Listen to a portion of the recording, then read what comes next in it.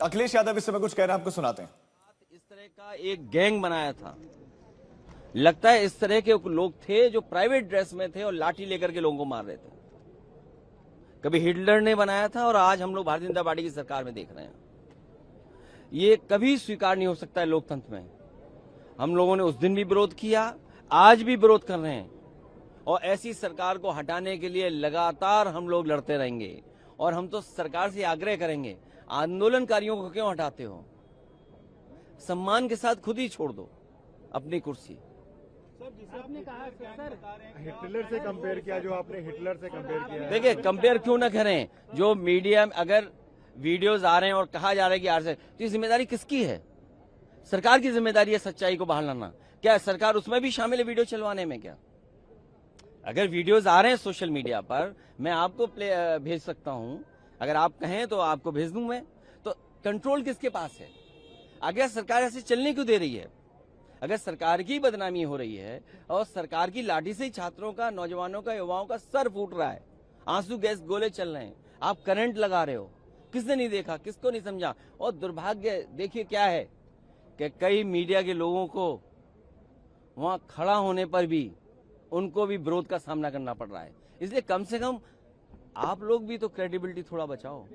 और जो डॉक्टर्स, जो वीडियो मैंने भी पोस्ट किया है, डॉक्टर्स क्या बता रहे हैं कि सर खुले हुए आए लोगों के, बच्चों के।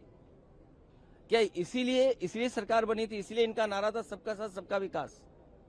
यही सबका साथ है और यही युवाओं के लिए संदेश है और यही विकसित भारत है, यही अमृत काल है। क्या यही विश्वगुरु बनने का रास्ता है? क्या आप छात्रों पर लाठी मारेंगे, आप नौकरी नहीं देंगे? और अगर नीट में हेरा फेरी हुई है, नीट का पेपर लीक हुआ है, तो किसकी जिम्मेदारी थी? ये सरकार की जिम्मेदारी थी और सरकार ने स्वीकार किया, इसीलिए तो नीट एग्जाम दोबारा किया। और ये केवल दिल्ली में नहीं हो रहा है, देश में जहां जहां भारतीय जनता पार्टी की सरकार है वहां पेपर लीक हो रहे हैं। और यूपी में तो 20 पेपर लीक हुए हैं, एक के बाद एक, और लगातार पेपर लीक हुए हैं। इसकी जिम्मेदारी किसकी है? इसलिए भारतीय जनता पार्टी अपने संगी साथी मंत्रियों पर कोई दबाव नहीं बना पा रही है, क्योंकि वो जानती है कि जिस समय उन पर दबाव बनाकर इस्तीफा लेंगे तो दबे खुचे राज भी वो मंत्री लोग खोल देंगे। सर क्या है दबा खुचा राज जो आप बार बार कह रहे हैं? कुछ तो हो गए, नहीं तो इस्तीफा क्यों नहीं दे रहे हैं? जब आप खुद दोबारा करा रहे हैं, आप परीक्षा दोबारा क्यों करा रहे हैं? इसीलिए करा रहे हैं कि पेपर लीक हुआ है। तो आप तो खुद ही स्वीकार कर रहे हैं कि पेपर लीक हुआ है। अगर पेपर लीक वाले पकड़े गए हैं, वो किन के साथी हैं, किन के संगी साथी हैं? सर मीटिंग सदन की नहीं चला, चर्चा की मांग कर रहे हैं। चर्चा हो और बात तो साफ हो। अच्छा, मंत्री जी को क्यों रोक रखा है? मंत्री जी को क्यों नहीं हटाते हो आप? भाई पेपर लीक हुआ है, करोड़ों परिवार उससे प्रभावित हुए हैं। कि यूपी में 4 लाख बच्चों ने लिखा, लगभग देश के पैमाने पे, इतने बड़े पैमाने पे लिखा, तो कितने करोड़ परिवार हो गए? तो आप क्यों स्वीकार नहीं कर रहे हैं? और क्या दबाव है जिसकी वजह से आप इस्तीफा नहीं ले पा रही हैं? बताइए। आप आंदोलनकारियों को हटा रहे हो।